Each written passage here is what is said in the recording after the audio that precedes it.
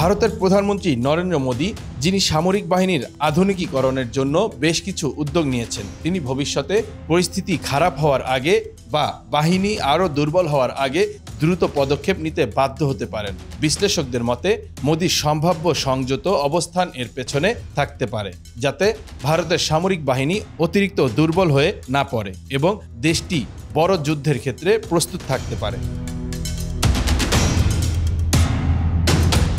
ভারতের সামরিক বাহিনীর অবকাঠামো এবং বাজেটেও অনেক বড় সমস্যা রয়েছে। অর্থনৈতিক সংকট এবং রাজনৈতিক অস্থিরতা সত্ত্বেও ভারতীয় সরকার সামরিক বাহিনীর আধুনিকীকরণের জন্য বাজেট বরাদ্দ বৃদ্ধি করেছে, তবে তা যথেষ্ট নয় বলে অনেক সামরিক বিশ্লেষক মনে করেন।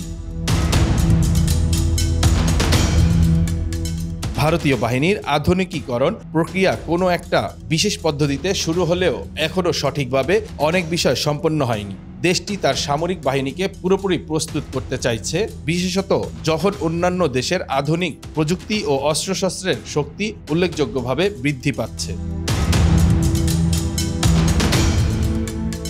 জনগণের আবেগ মোদীকে পাকিস্তানের ওপর আঘাত হানতে উদ্বুদ্ধ করলেও ভারতের গণতান্ত্রিক ব্যবস্থাই আবার তাকে চাপ দিতে পারে, যাতে পরিস্থিতি নিয়ন্ত্রণের বাইরে চলে না যায়।